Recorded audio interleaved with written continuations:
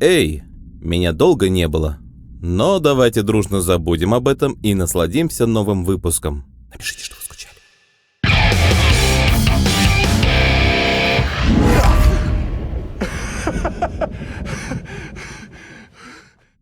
Что же подарить подруге-музыканту на денюху? Губную гармошку? Варган? Флейту? Камертон? Колокольчик? А что, если все из такого вот недорогого у нее уже все есть? В таком случае крутым вариантом будет глюкофон. Современный перкуссионный музыкальный инструмент с формой НЛО и таинственным звучанием, который образуется путем колебания. Сколько он стоит? Нет, так не пойдет. Да я за те же деньги металлолома куплю столько, сколько весит сотни таких музыкальных железяк. Так, стоп, минуточку. Первые видеозаписи с глюкофоном появились в интернете примерно в 2005 году, где первый прототип музыкального инструмента был сделан из баллона для пропана. И мне ничего не мешает сделать примерно то же самое.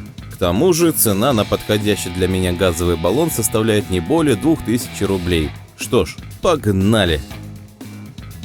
Настало время вооружиться болгаркой с отрезанным диском и, подобно Микеланджело Буонаротти, отрезать все лишнее. Первым делом надо избавиться от колпака и опорного башмака.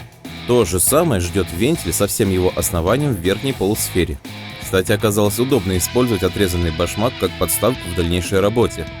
Прошу заметить, что мой баллон новый и в нем никогда не было горючего газа.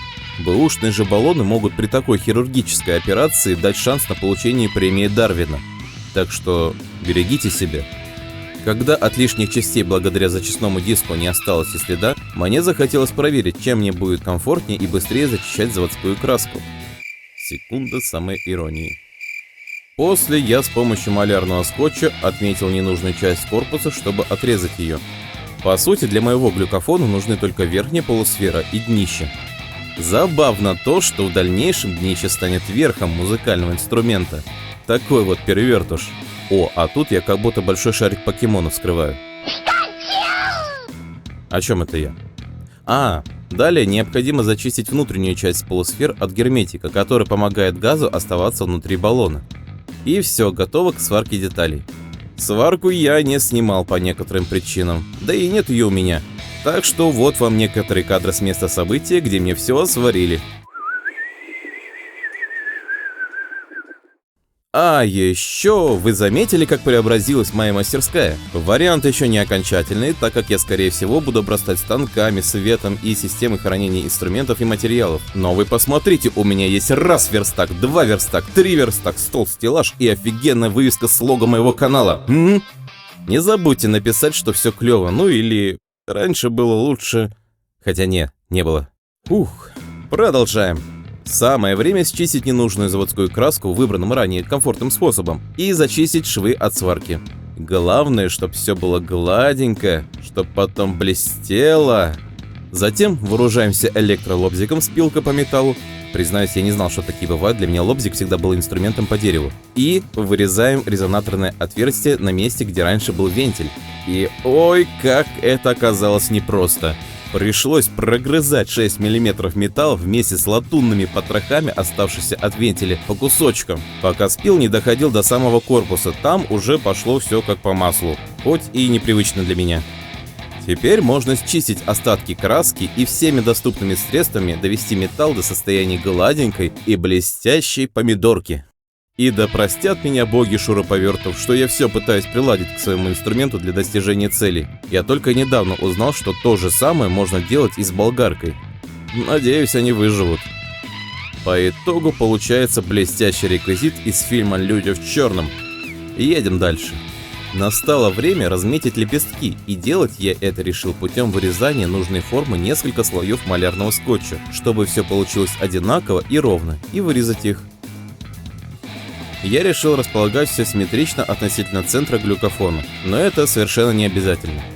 Болгаркой делаем прорези и доводим форму лепестков лобзиком, им же будем настраивать глюкофон. Ноты, которые будет изливать музыкальный инструмент, я выбрал следующие. И знающие заметят, что я ошибся на полтона на одном лепестке, но им я отвечу: это не баг. Это фича. В общем, это добавило некий акцентик в инструмент. Вот. Так как я снимаю ролик на телефон с установленным на нем тюнером, мне не удалось заснять процесс настройки, но принцип следующий. Прорезаем лепестки до тех пор, пока не зазвучит нужная нота. Чем больше режем, тем ниже нота. Главное не переусердствовать. В противном случае придется подваривать рез, потом зачищать. Аккуратно, короче. После финальной полировки я решил сделать какие-нибудь простые палочки для лучшего звукоизвлечения. И мне совершенно не понравился вариант из интернета с попрыгунчиком, насаженным на китайский столовый прибор. Поэтому я взял молоточковый механизм от пианино и выдрал пару молоточков. Так вот. Нужен только войлок от них. Затем приклеиваем его к отрезанным алюминиевым трубкам и вуаля! Глюкофон готов. Самое время заценить его звучание.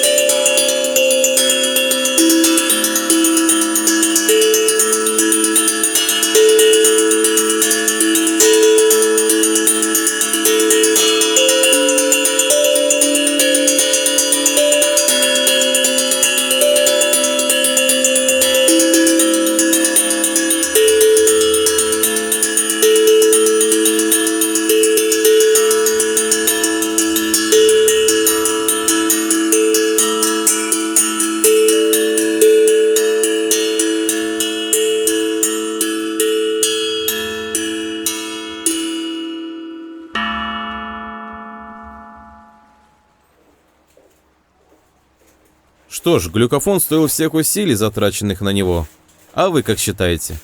Пишите ответ в комментарии под видео. А еще спасибо за ваши подписки и лайки. Всем пока!